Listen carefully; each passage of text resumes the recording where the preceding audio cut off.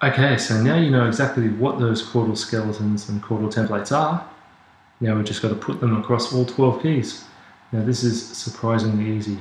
You're going to like this. So let's have a look. We know that our chordal skeleton is this for C major, or for C, any chord in C. There's your first and fifth, so that's the chordal skeleton of C. Now check this out. That's the C skeleton. This is the D skeleton. Here's the E skeleton. The F. You like that? Just white notes. Easy. So there's your chordal skeletons.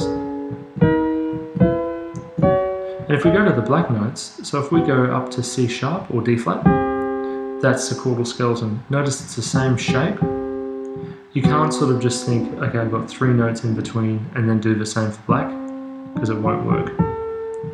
That's your chordal skeleton for D flat and for C. So you just sort of got to keep that shape and just know that that's where the fifth the skeleton is. So the black notes, that's the chordal skeleton for D flat, for E flat, for G flat, for A flat. So notice it's always just 2 whites or 2 blacks. So that's the chordal skeletons, right? Now for those of you who were paying really close attention, you probably noticed that I dodged 2 notes there. I didn't play you the chordal skeleton for B, nor did I play you the chordal skeleton for B flat. You're right, there is an exception for B and for B flat. It's not 2 whites or 2 blacks. So let me show you. For B, the chordal skeleton is this. It's a white and a black. And for B flat, it's the opposite. It's the inversion of that. A black note and a white note. So they're the 2 exceptions for that. I'll show you why. If we go to our skeleton in C, between these notes, if we start from C, we've got 1 semitone, 2, 3, 4, 5, 6, 7. 7 semitones to get up to the 5th, right?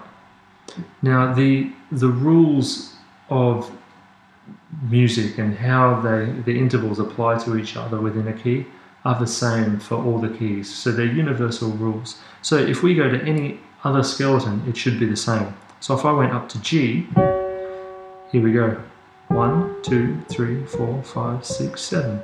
Sure enough, if I go to A, 1, 2, 3, 4, 5, 6, 7. Let's have a look if I go to B.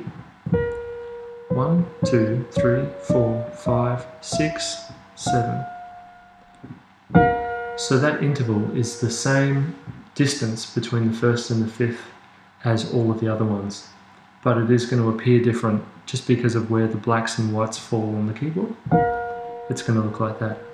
So as long as you remember that the chordal skeleton for B is an exception to the rule, and as is for B flat. But all other ones are just 2 white notes or 2 black notes. So what you need to do is get super fluent with being able to play those skeletons in time. And when we get to playing triads, major and minor chords, it's just a matter of dropping an extra note in, which will be a piece of cake. So it's just getting to those in time. So I think a good way to do this is grab this circle of fourths that you can now draw off the top of your head because you've got it memorized, and practice getting to those skeletons. So start at the top of the circle, start at C and play a C skeleton, then go to the F skeleton, and then the next one would be a B flat, and remember that B flat is the exception, and then you go to E flat into A flat, and you're going to notice that you're creeping further and further up the piano. So at any point you can just drop down and start again.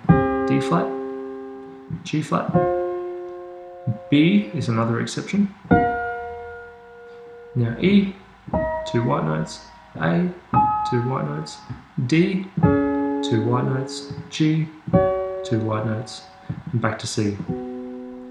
And if you're feeling confident with that, you can start mixing up the circle. But please don't jump ahead if you can't just really effortlessly get to those skeletons, because they are the foundation of all of this chordal stuff that you're going to be doing. So if you can get a grasp of them, you're laughing.